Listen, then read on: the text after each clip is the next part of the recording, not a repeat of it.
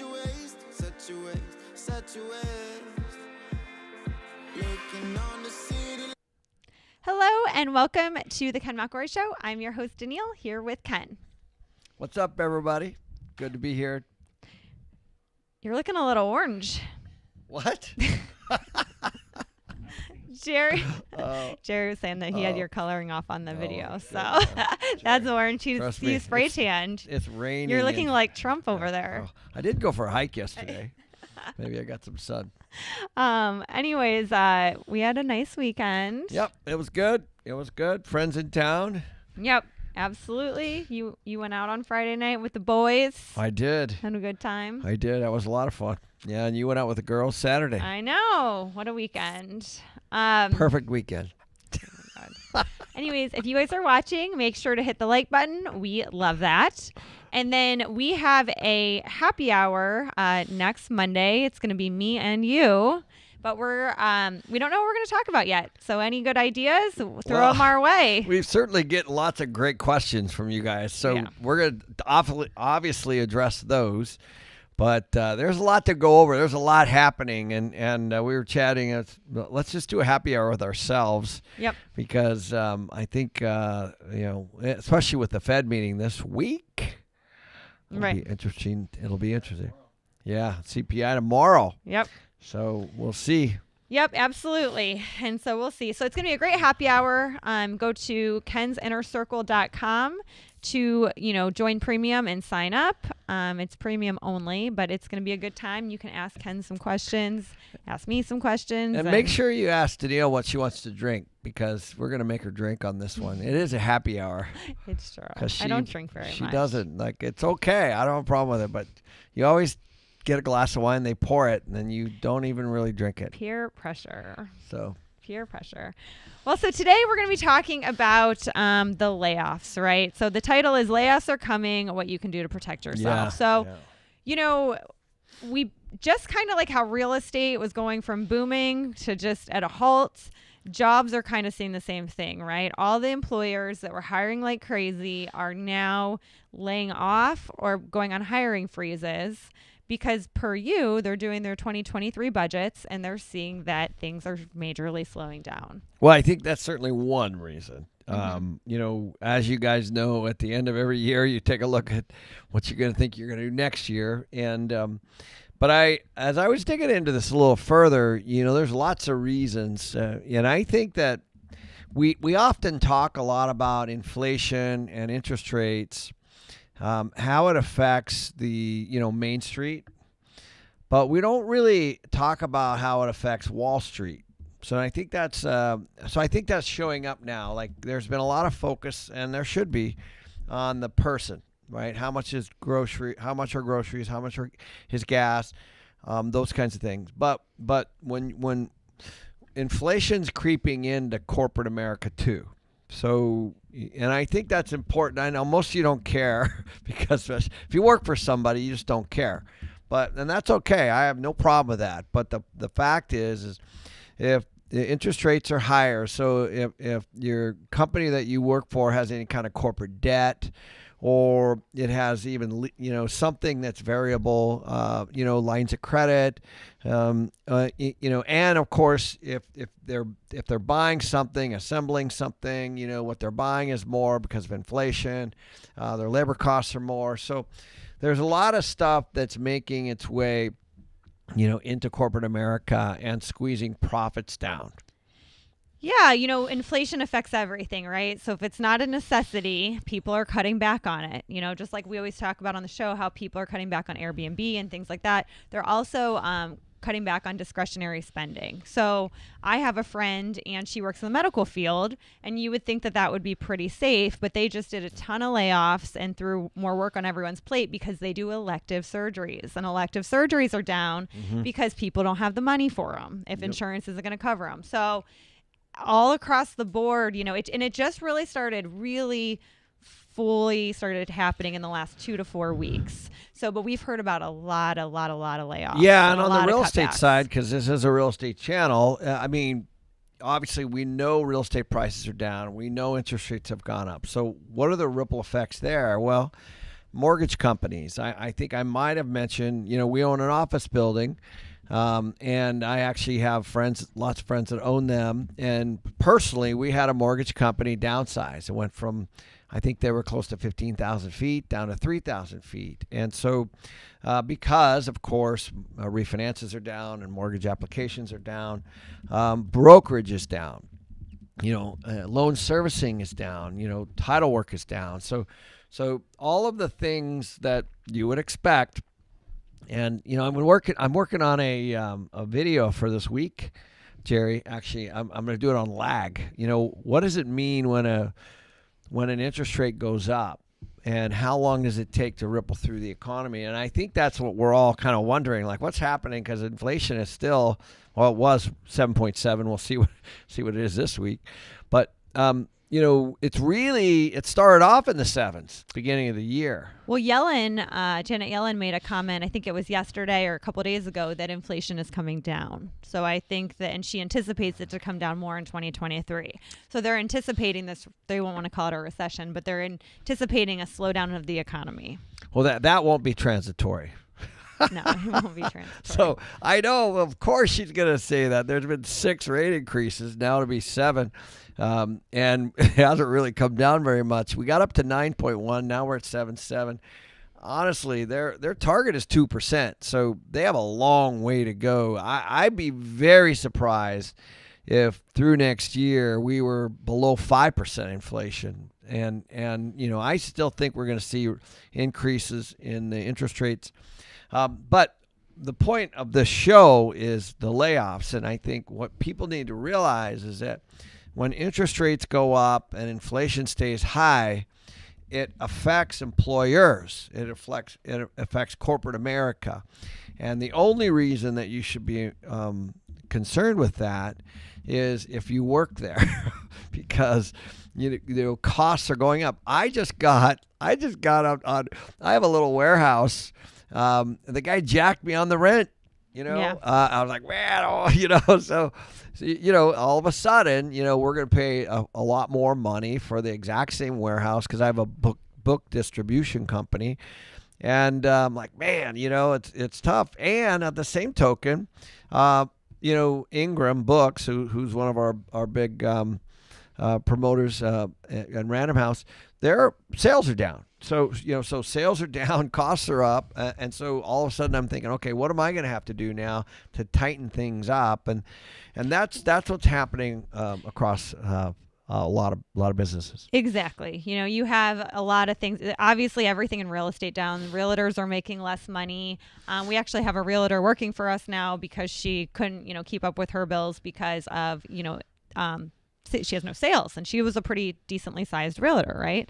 And then there's, the mortgage places are down. One of my clients works at a mortgage place. They said they cut almost all their staff. She's still there, but she's seeing the writing on the wall, as we'll talk about in a bit, what you should do for that.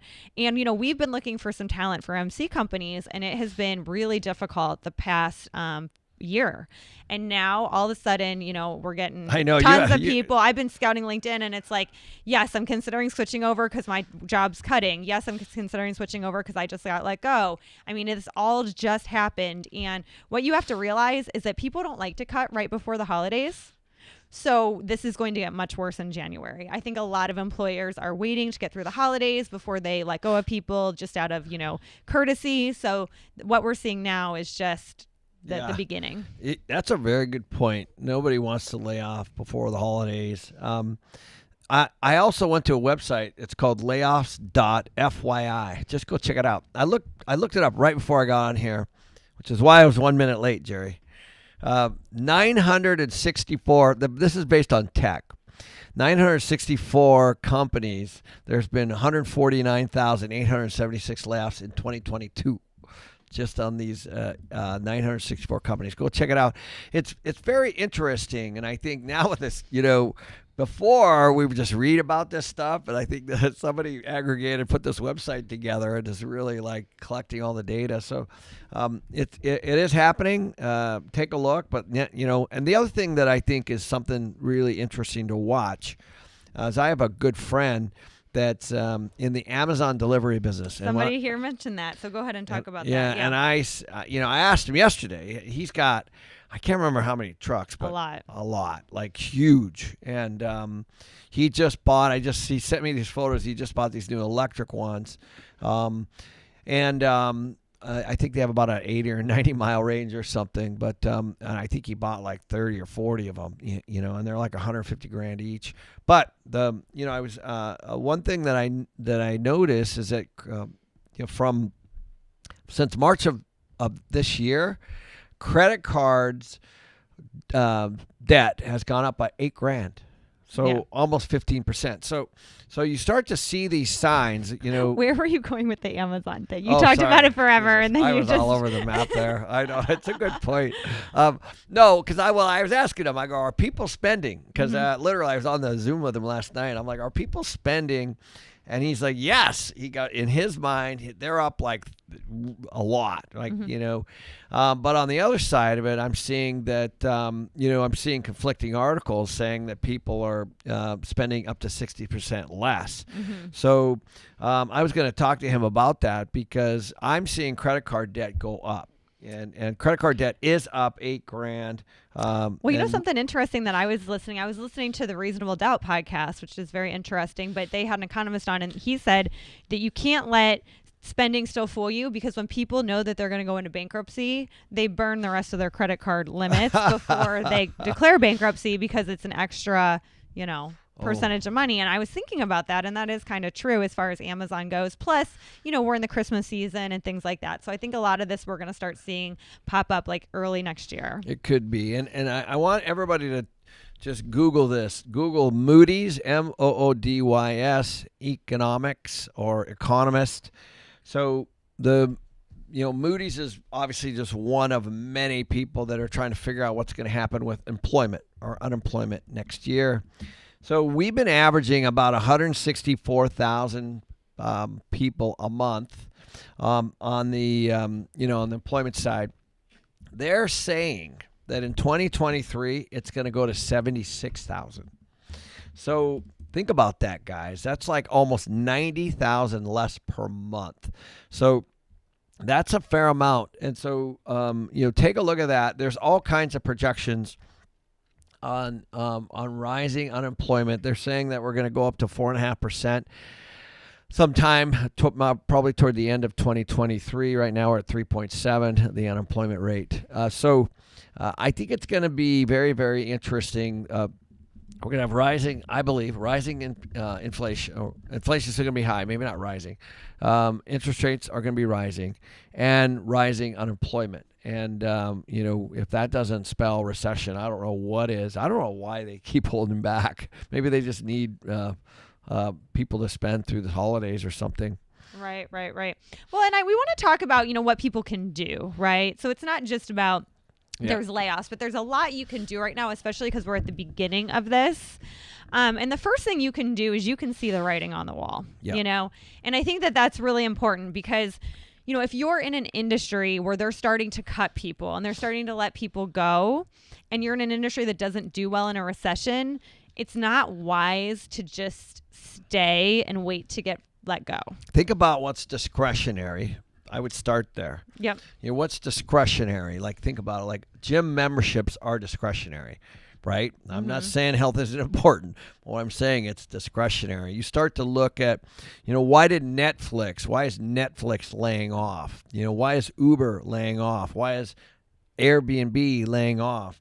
Really, those can be discretionary in many ways. Yeah, and I just think, you don't want to, if your job's cutting and you're getting, a lot more responsibilities, I mean, unless you have some kind of job security where they won't let you go, I just think you have to kind of try to find a job that's a little bit more recession proof. Yeah. And every once in a while you'll have like a psycho leader, like with Meta. Like that obviously is not going well. He's spending billions a month, and they laid off 11,000 people, and and then you got Musk taking over Twitter, and you got all that disruption. That's not what we're talking about here. We're talking about operationally, is the net income, not the gross income, the net income, which is I think something that you really got to watch. where is that headed for next year for that employer? Yeah. Are you losing contracts? Are your supply chains up, and therefore your profit? If you haven't changed your prices and the components are up, the PPI index, the producer price index, as opposed to the CPI index, which is take a look at that, because that is actually what it costs to build things. So there's a lag there too. And I think those are things that you should be paying attention to in your industry. The real estate is easy to figure out. Prices are interest rates are up, cost of borrowing's up, so sales are down. Therefore, it's going to affect all kinds of people. Yeah, like Robert said, revenue down, cost up, squeeze margin. Correct. Right.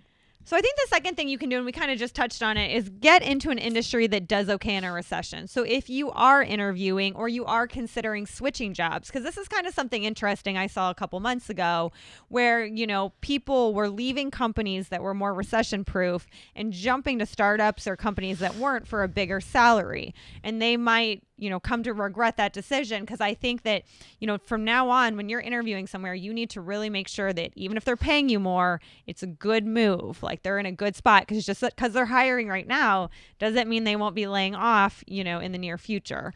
So, government jobs are great. Housing typically does well in a recession.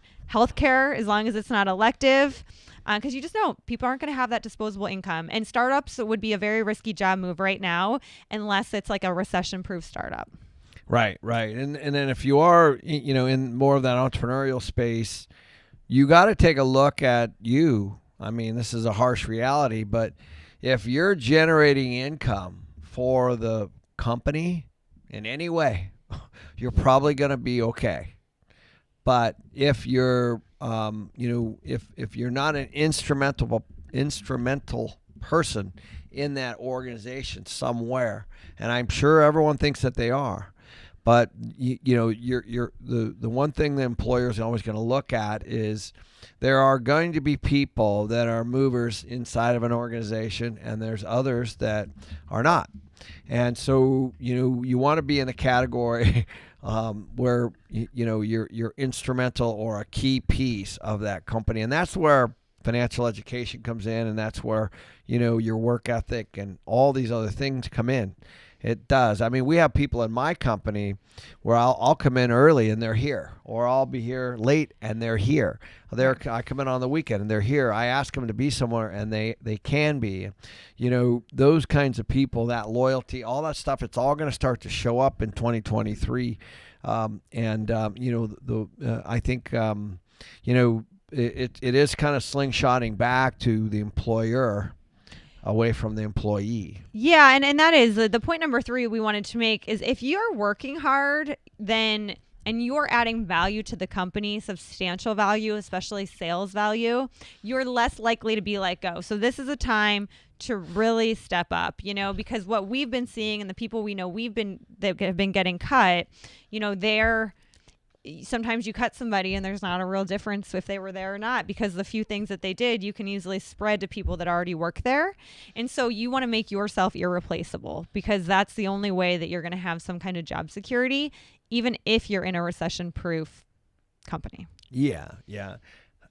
At the end of the day, what drives companies is income. And so if income is down, then they're going to have to adjust on the expense side. It's just that easy. Jimmy says right now you should hold on to your job and tighten your belt. Good advice. Yes, it is. And then another one we had, if you're in the office, you're probably less likely to be let go. That's a good typically point. Yeah. what we're seeing. That's a political hot potato. I'm glad you brought it up. Yeah, but it is true.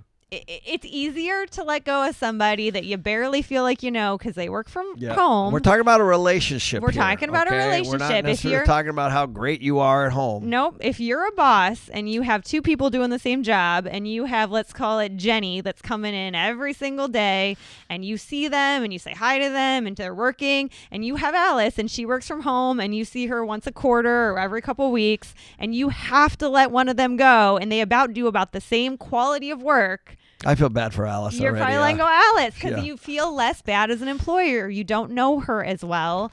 So it well, really you don't have matters. to clear out her office, that's for sure. Oh my God, babe. But anyway, so just like how, Musk let everyone go remotely when I think he went back on it, but he initially let everybody remote go. We know other people that have done that when they're making cuts. They start with the remote workers and then they get into the office workers. And it's nothing more than just that personal relationship. And by the way, I've got some remote workers that are rock stars. Yeah. So I do 1,000%. want to point that out. Yep. So I don't want to discount the fact that coming into the office isn't everything it's cracked up to be. That's for sure. Yeah. But the point is, you got to let yourself be known.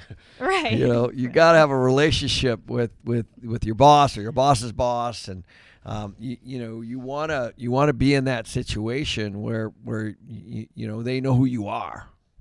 Exactly. And Sarah said, I love this comment. She said, so true. Breaking up with someone via text message is so much easier. I know. So exactly. So it's just, it's just that, right? So it's just if you are a remote worker, maybe coming in a couple of days a week, starting to build that rapport would be a good idea for you if you know that your company could be cutting in the next year. Yeah, and then and even ask them, what can I do to make a difference? We're going in through this recessionary times, and I don't know how you guys are doing, from a company standpoint, but what can I do? Those are the kinds of conversations that managers, middle managers, owners want to hear, because there's probably a lot happening in behind the scenes, behind those doors in those corporate boardrooms that you may or may not be privy to. Absolutely. And then the last thing, that if you are let go, you need to look at it as an opportunity, right? So don't get discouraged. Switching careers and jobs, it can be a blessing in disguise. It was for my brother. He switched jobs during the pandemic, and he didn't want to, but it's been great. It's been a great move for him. And then also, you might have to get a temporary job while you find a good job. You know what I mean? So you might have to grind it out and hustle and do what you have to do to keep income coming in until you get a new job. I would also potentially look at a different industry where your skill set might be great. So as an example, this is one of our strategic meetings that we had this year. We decided we're going to hire a customer service person for our company. Okay, we don't have one. Mm-hmm. So that's a new position. And, I don't even know, I'm sure we're going to get resumes from all over the place. And the same thing is we have this mastermind, that we've got. And, we're looking for somebody there that can be more like a concierge and event planning and stuff like that. So these are things that are new. And so you might have a little bit of experience. Like when I told my own assistant, Dawn, I said, hey, we're looking for this event planner. She said, oh my gosh, I used to do this. And she got really excited. There are things that people do that you don't always know. Absolutely. And so, just be open-minded. So like if you're, you don't necessarily have to go into that same job title, that same description, that maybe you came out of or you've been in for a while. And that might require a little bit of open-mindedness too. That's all I'm trying to say. Yeah, we have some people posting, that their jobs are hiring, right? That their jobs are looking for quality workers. And my guess is those people are in recession-proof businesses. So that is the key, to all this. But we had Flippin' Homes Real Estate said they're hiring more VAs instead of office personnel to cut costs. Nice. Yep. And we've done that. Absolutely. We have done that. We have, a guy that helps us out from the Philippines, a guy that helps us out from India, and they've been great, for some of our KenCom stuff. Exactly. And then also Carlos said there's over 800,000 realtors that haven't closed one deal this year because of interest rates and inventory. Wow. Yeah. And we That's had another realtor from Tampa said he's been through some recessions, but 2023 is looking very bleak. Oh, wow. So you have to think all those people in the housing sector, they're going to be looking for jobs too. So they're going to be entering the job market because maybe it's not sustainable to be in the real estate business right now. So as far as, like a realtor selling homes with the interest rate so high and everything else. Yep. So things are just changing, and we want you guys to, be on top of that. I know Mike had asked, he wants to be a realtor, and he was asking, is this a poor time to get into it? But I would argue no. I'd argue it's a great time to get into it because right now there's not much going on. Your expectations will be met. Yeah, exactly. Now you're going to have to work another job, but realtors have time to mentor you. You could find a mentor right now. If you tried to enter when the housing market was super hot, I mean, it would have been much harder because you might have sold some stuff and made some money, but nobody's going to have time to mentor you. It was like dog eat dog, right? Yep. Like everyone was busy. Now people have time. So I think it's a good time to get in because we're going to go through another buying streak once, interest rates kind of settle down and prices settle down. A lot of people will be buying again. And by then, in the next few years, you'll be very skilled. I think it's a very good time to keep your job, but do real estate on the side, learn it, and then, be ready to go on the next run. I will tell you this. There's no question in my mind that if you're a realtor, that things are going to be extremely competitive for you in 2023 because you can't have 800,000 people that haven't closed a deal. There's going to be some hustlers in that group, and there's going to be some that aren't. But so what I'm saying is if there's less sales, less deals, then you're going to have more people going after those. So it's going to be competitive. But again, I think that it's a really good time to get into this business and take a look. But I wouldn't bank on it for I wouldn't quit your job over it. Let's put it that way. Yep. Absolutely. Right. Not right now. But I just think it's a good time. But I love that you guys are listening to this because, you need to be ready, right, for all the changes that are coming our way. 2023 is going to be a very different year than 2022. It's going to be awesome. So don't let anyone tell you it's not going to be. Yeah. So yeah, just get ready. Come on. All right. If you could hit the like button, we would love that. Would really help us out. And then we have a happy hour on Monday. Ken and I discussing we don't know what yet. We're going to think about it. Yeah, if you guys have ideas. But if you have ideas, please type them in. We always read the comments. Would love to know. But we are going to discussing something with the economy. We just aren't sure what yet. So we will definitely be good. Yeah. And so go to kensinnercircle.com to sign up because it is only for premium members, the happy hour. Yep. All right. So we want to get to some questions, right? Everyone loves questions. You're in control. I know. I like to be in control. So. I know. All right. So Rick from the Inner Circle wants to know, when should he use an interest-only loan versus not? Always. So well, I guess would you always use an interest-only loan? All right. So I'm a long-term holder. So for me, I want cash flow. So when you're borrowing, you have principal and interest. And so the theory of having a tenant pay down the principal is a good one. Don't get me wrong. But if you're solving the cash flow, so we just closed on a refinance where we got, I think 5 years of interest only, but it's a long-term hold. We've already owned the building 10 years. And so, we're solving the cash flow. So I'm not really looking for that tenant pay down number at the moment. I'm trying to solve for my cash flow in the shorter term. There are some people that want what's called a fully amortizing loan, but that also reduces your cash flow because your interest is your interest. And if you're paying down on the principal, then that's good, but it's only good. It's a way to self-impound or I guess lower your loan amount. Your tenants pay off your real estate or pay off your debt for you, but also they're paying off your interest.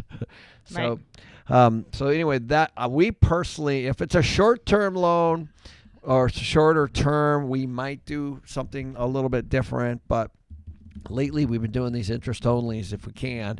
And by the way, they're not fully interest only. Usually, there's a certain period of time, and then the principal kicks in later. Absolutely. So Chad wants to, this is a good question. So he's seeing a lot of home builders that are doing build for rent, offering concessions to get deals closed, like 2% credit on purchase price and 24 months of free property management. Should he base his cash flow on after the 24 months of property management is over, or should he base it on what they're offering now, assuming that rents are going to go up? So really good question. So, first of all, I always base it on if none of that stuff existed. So you have to know what your full exposure is. So and also the first thing I thought of is I don't know if I want them to manage it. You know what I mean? Like the paid property management is. Especially if it's free property management. That doesn't necessarily mean it's great. Now, if they're promising you a tenant for 24 months at a certain number, different issue. So you probably need to look at that. Like, is that paid property management worth it. I think that's a very interesting. It's an interesting way to generate some sales. But you have to look at that as if you're going to fire them. Let's say you're not happy with them in 6 or 8 months. Let's say, so that's going to be a real expense for you. So you have to look at that whole picture, I think, right? Yeah, absolutely. And to your point, I didn't really think of this. It's a good point. Is if they're offering you free property management, that means that once you're in and they have you bought, you bought the place and they have you in. They don't really care how well it's managed, right? Like, what are you going to do? Be like, I'm unhappy with your services. Yeah. It's free. Go somewhere else. Right. So it depends. Yeah, it depends. If they have a long history of property management and it's reputable and good, the thing about that is there are expenses associated in property management. So, let's call it a couple $100 a month per house. It's probably more than that, but I'm just being nice. So times however closings they have, that's a real expense for them. So they're gonna, there's gonna be some pressure on their property management company if they're giving away for free. Really, they're gonna probably have to subsidize it from the sales. Would be my guess. So but it is enticing. So I did this once with some condos in Vegas, but I charged I think it was $1,500 or $2,000 in escrow for 1 year. So I think it was $2,000 we charged at closing. We scooped $2,000, put it into to an account and had a property management company run the properties, because these are good things. But it's a good way to capitalize it. But if it's zero, it might be a little bit of a problem. The other thing is, you had mentioned, I think, about rising rents. So I personally believe we're going to start seeing some rising rents because of the mortgage payments are higher on single families, and more people are going to be pushed into rentals. But Yardi and RealPage, which is a source that I follow, they just put out a report that said that they're going to see in 3 and 4% rent decreases in 2023 in certain tech and desert markets. So, we talked at the beginning of this about layoffs and stuff. In markets where people don't have jobs, and and things aren't as robust, you could see some correction on the rent side, even though we're sure. I mean, people could be falling out of single family, and putting pressure on the existing rental stock. So, one last story that we know, like we have. Danille has actually a couple rentals in a really cool little subdivision of houses, 2-car garages, and her. The rents in that little subdivision are all over the map, right? They're all over. I mean, they're all the way from like $1,800 to probably $3,000. Yeah, for the same cookie cutter place. Yeah, so you can, those kinds of things happen. So, sometimes turning over the property to a professionally managed company isn't always good, because a property management company is, you're happy if it's full. You're not happy if it's not full. So sometimes it's easier to rent that unit for less. So, there's like $1,000 per month disparity between this little subdivision. That, by the way, there's only like maybe 80 or 90 houses in this little thing. It's small. It's not a huge place. But, when Danille was pricing her unit, she was doing some homework, and she was like, look at the differences. There's $1,800 all the way up to $3,000 for, and by the way, these are all almost identical, similar square footages. Maybe some have nicer finishes and stuff inside. So, but the point is, you can't always rely on those local property management companies. Absolutely.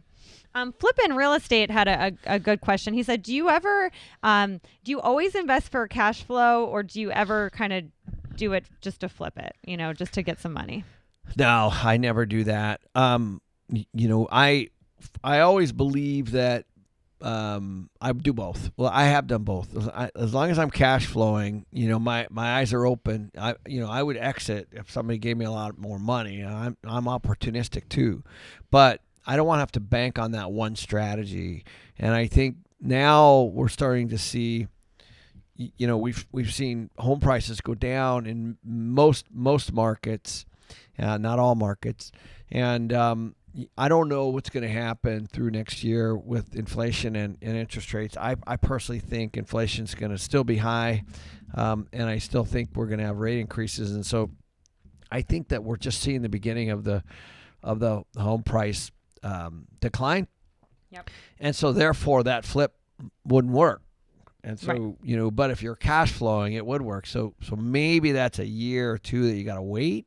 But if it's cash flowing, it doesn't matter. So to kind of sum it up, basically what you're saying is that you're not ever going to go in to try to flip it or try to force equity, but if it's cash flowing and then that happens and then someone gives you a good deal, you may consider cashing out on it. But the problem is a lot of people buy for forced equity, not to ever really have to take over the deal. And then when prices go down, and this is what you're seeing a lot right now with a lot of syndicators, when prices go down and they're forced to take over a deal that doesn't cash flow because they can't force the equity and sell it for more than they bought it for, 100% they're right. in trouble. That's right. And so, it's the greater fool theory, right? It's really buying something and thinking it's going to go up, it is risky to me. It's a little bit like gambling, but there's nothing wrong with that thought if the market supports it. But if it doesn't happen, I always want to fall back on the cash flow. So Jeff from Inner Circle has a good question. He said, Ken, when you purchase an investment property, is there a particular percentage you're looking to put down in order for the property to cash flow?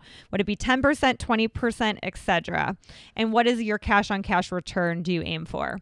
Because basically anything will cash flow if you put enough down on it. If you put 50% down on a place, it'll probably cash flow, right? So what percentage do you shoot for, or do you not? If I could make something cash flow and put zero down, I would.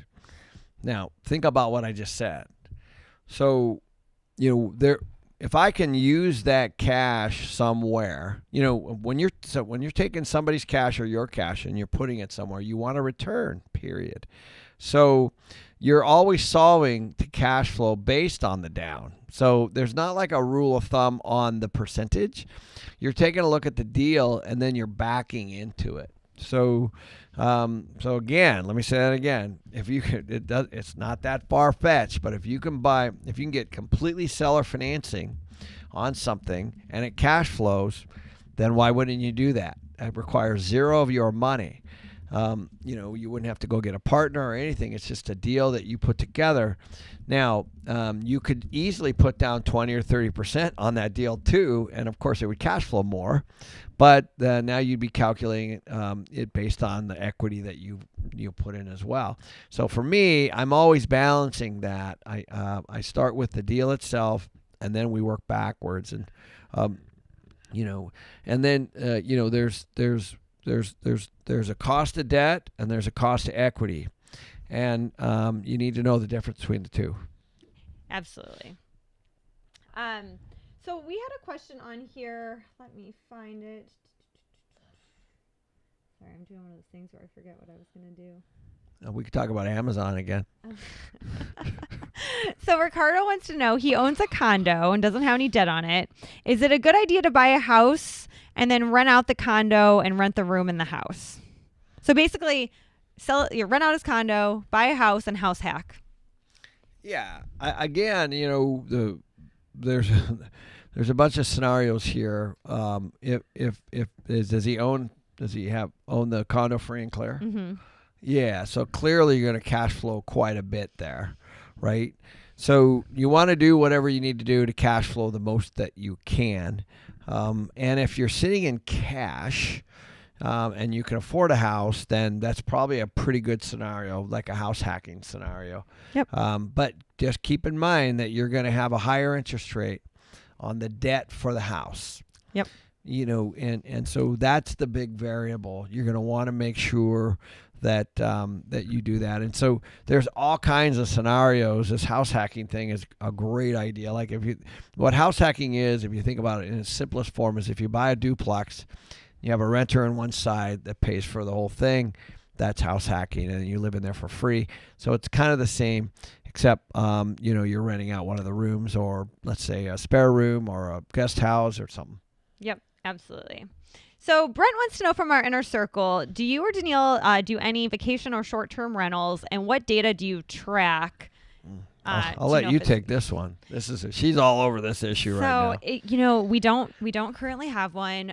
We've looked into it. Our problem is that it's got a cash flow as a long-term rental, and that's harder to find right now because we don't want to just invest in something as just a short-term rental, because to your point, it's very hard to track the data. The data is a lot harder to track because you have people, renting their house just and going and staying at their mom's house while somebody stays there short term. And then you have people that make it a real business. And then you have all different neighborhoods and sizes and consistencies. So it seems a good person to ask is we interviewed Jack do you remember his company? Jack Walker. Yeah, from Vacay, yeah. From Vacay, yeah. Okay, Jack Walker AZ on Instagram. He kind of does luxury Airbnb rentals, so he would have better data, Brent, for you to track than we would. I will tell you that, like we have the Super Bowl coming in February, and we have things listed anywhere from, like houses listed anywhere from $1,500 to the week to like $25,000 for basically the same house. So you basically have people that are just throwing out numbers, right? So it's a little bit harder to track. Jack Walker is a much better source for this than I am. The other thing that I would just point out is, yes, it's real estate, so that's all the same. But when you start getting into this corporate stuff, it's a whole nother business. So, I would call it more active than the lock and leave renter. Like we have a renter. We bought a place together. I think some of you guys know. Has that guy ever contacted us since he moved in? One time. Yeah. One time he thought that his refrigerator wasn't working, but then I went to go send someone out, and he called me the next day that he got it to work. Yeah. So not really. And it was brand new. So, but the point is, that's passive income, right? We cash flow every month. He's takes care of things. He's low maintenance. When you jump into that corporate where you got people coming in for 2-3 night stays a week, obviously a dream is a month. It's a different scenario. You got cleaning, and you got maintenance issues, and you got damage, and you've got even our friends, Nick and Jess, they're considering doing long-term tenant because they just had a lady rent their Airbnb for 3 months, and they realized how much easier it is to just have her there for 3 months, and it might be worth taking a pay cut to just have somebody there long-term. Yeah. So anyway, I just, it's a different scenario. A month to month is one thing, but man, running it like a hotel is quite another. You need different systems. And Sarah, I don't know anything about this, so I don't know if it's right or wrong, but she said Airbnb is taxed as ordinary income. Oh, wow. So I don't know, and I don't know if that's state by state or how it works, but per her that it is. So that's a big difference too. The other thing is we're starting to see this. We did a show on this. They're the cities and the counties and the states are going after this, right? So the hotel, motel businesses are affected, and they're starting to require licensing and all kinds of stuff. I know in the state of Arizona, is it Arizona? There are background checks. Yeah, we have to do background checks now a week before somebody gets there. So you can imagine if you have, by the way, this is not far-fetched, you could have 6 or 7 groups in one place in 1 month easily. Right. And so you have to run background checks and then you got cleaning before and after, and so it's very, very different than the guy we moved in 6 months ago that's texted once, right? I mean, like literally, there's almost nothing to do with this. This guy's obviously a great tenant, so it's just a different business. Be careful. Yeah, it's definitely a different business. It can be a very profitable business, definitely, but Robert from YouTube, he wants to know what's the difference between cost of debt and debt servicing cost, or is it the same thing? So, good question. Wow. Let's see if I can answer this correctly. So, cost of debt is basically interest rates. So, or a credit card rate. Let's say you have a $10,000 credit card balance and you have a 20% cost on that credit card balance. So that's the cost of the debt. Now, I think is debt service. So that's a little different. So when a bank looks at what's called a DSC is DCR, debt service coverage, DSC, debt service coverage. What they're doing is they're looking at your cash flow. So let's say you have $1,000 of cash flow a month. So a bank's looking at that and they're saying, how much debt will this support based on the cash flow? So, there's what we would call maybe a 1.3 debt service coverage ratio. So what they would say is I think that it supports around $700 a month in cash flow or in debt. So, and then they would back in to the loan amount based on the current rate. Now, I did a whole video on this, and I don't want to complicate it, but that's the difference. When you're looking at the debt service coverage, the bank's going to say, well, obviously they can't use $1,000 a month to pay for the debt service, so they hedge it in there. They usually hedge around 30%, and then that they're going to back into their loan amount that way. Absolutely. Sarone wants to know when do you think the rates will start coming down again? Gosh. Kind regards from Germany. I hope tomorrow. No, I just don't think it will. I actually think we're going to see, I think we could see in the U.S. at least, we could get up in the 8-9% interest rate next year. I don't really, it's going to be based on inflation. There's going to be a lot of things that are going to happen next year. One is going to be unemployment, I believe. We started talking at the beginning of the hour on that. I also believe that inflation hopefully will be coming down based on these rate increases. And I think that the reason they haven't is because of a natural lag. When you raise an interest rate, it doesn't hit the economy, equally. So it will definitely take time. I think that's going to really start to show up next year, and I'm hopeful that inflation goes down. And in the U.S. at least, the Fed is targeted at 2%. I just don't see inflation getting anywhere near that next year. So I still think we're going to see increases through next year. I don't think they're going to be as aggressive. We've had 0.75 of a point increases in the federal funds rate, but I think you could see 0.5 point to 1/4 point increases, in the various, is there 6 meetings next year, Jerry? 6 or 7 meetings? 7 meetings for the next year. So, that what that means is, we could see rate increases. I tell everybody, if we're in a 9-inning game, like for baseball, I think we're only in the second or the third inning right now. I really believe that. Right. I had a friend, she's looking to buy something and she's like, I just don't want to miss out on like prices going down. And it's not something you miss out on. Like it's a long, painful, think about it. In 2008, prices hit their low point in 11, 12?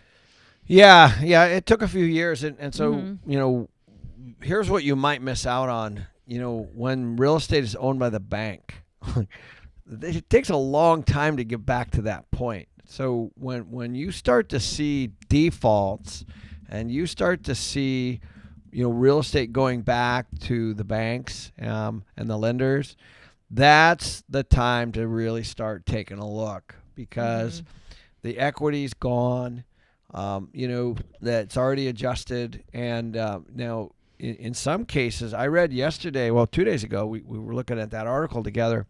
270,000 homeowners owe more than their loan right now, today. Yep, today. 270,000. Everyone that bought probably in the last 6 months and it's kind of went down, maybe even year, right, now owe more than their place is worth. Right. This is why Danille doesn't like debt. So I don't know if you guys know this, but debt. We have a very different philosophy on this. Just call me Dave Ramsey. Actually, we should get in this debate on our happy hour.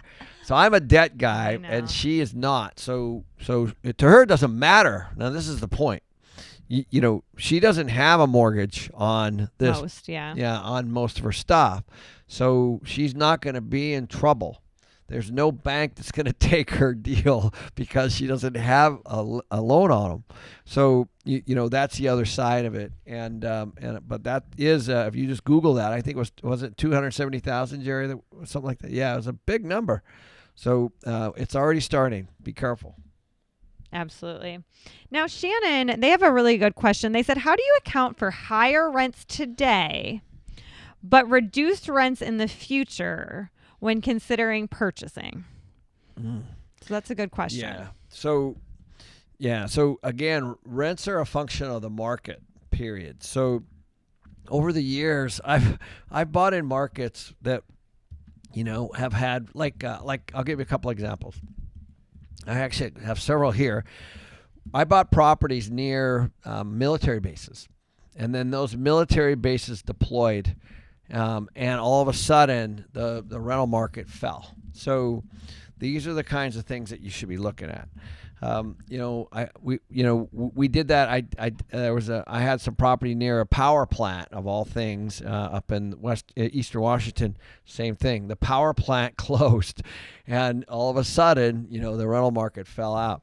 It can also work the opposite, where we have a huge semiconductor facility being built up in North Phoenix right now. It's going to add thousands and thousands of jobs. So it can be the opposite of that. So that's really what you should be watching with respect to your rents. And now, if you're in an area that's riddled with all kinds of good employment, solid, stable employment, you're probably going to be okay. So that's how we base it. So. My partner Ross just sent me an article this morning on we bought a property in Austin, Texas, and he said, look at the number of new construction that is coming around this property that we bought. So that just happened this morning. So I was looking at it, and I'm like, holy crap, like that's a lot of new supply entering the market. That's going to affect this property for sure. It's going to affect rent growth and all that kind of stuff. So those are the kinds of things that I would encourage you to look at as you're trying to figure out where you think your rents might be. Yeah. We're having so many good questions today. It's crazy. So Aura wants to know. How many people, by the way? 464. All right. So, and make sure you hit the like button if you're listening. We have 97 likes. I want to get to 150. All right. Aura wants to know, why do you think in the U.S., you can fix your mortgage rate for up to 30 years, but not elsewhere? Yeah. Like in the UK, we can only do it for 5 years. It's crazy. I know. It's the truth. Same with Canada. Well, here's the thing is I don't think Americans realize how blessed they are to be able to fix their interest rate for 30 years. Like it's so much harder elsewhere, but in Mexico, you can't even get a loan. Yeah, Belize, you can't get a loan either. Like you have to pay cash. So, it's very, very interesting to me. And obviously it's one of the greatest things that we have available to us. So, I know the UK is going through their own stuff too. So good luck there. My son is there right now. Actually, Kyle is in London. Yeah, absolutely. And the US, if we keep having inflation like we do, they might get rid of that kind of thing too, because it's not beneficial for the banks with this kind of inflation. Yeah, it's going to be interesting to see what happens. But I don't know the reason. We should look into that. Why did we and how did we get these 30-year mortgages? Robert said we didn't have 30-year mortgages until right after World War II. So it might have been some kind of stimulus. We'll look into that because that's very interesting. Really good question. Yeah. Brandon's question from YouTube, he said, I have a property with good cash flow currently. Is it okay to buy a property that won't cash flow immediately, but will in a few years after rates go down? No, don't do it. It might be years before rates go down and rents might go down, and you don't know. You don't want to be feeding a property. That's not the point of it. What you need to do is be patient and wait for prices to come down. And then when it makes sense in cash flows, then you need to buy it. Yeah. No matter what your realtor tells you. Yeah, trust me. You don't want to be in that situation. What I heard was it doesn't cash flow and when rates go down. So those are two things that make me cringe a bit. Yeah, I mean, I don't know, when rates were high in the 80s and early 90s, I don't know how long it took them to go down, but it can be a long time. Well, the difference back then, though, is I wasn't buying, of course. I was just coming out of school. But the point is, the prices were less. And so people were still buying cars and buying houses and stuff like that. And you think about that, it was crazy high expenses or interest rates. So all that needs to adjust, right? Yeah. That's what really needs to happen. You can't have high prices and high interest rates. You don't want to buy when you have high prices and high interest rates, unless it cash flows. Cash flows is okay, but don't be in any hurry right now, because basically rates have then went up and home prices have not yet fallen. Right. So you're at a point where right now is not a good time to buy unless you find something that cash flows. Right. Awesome. Well, we are out. We will see you guys next week. And yeah. All right. Have a You good guys, day. hey, let's see what the Fed does this week. Yeah. All right, guys. Thanks again, as always, for watching. We enjoy this.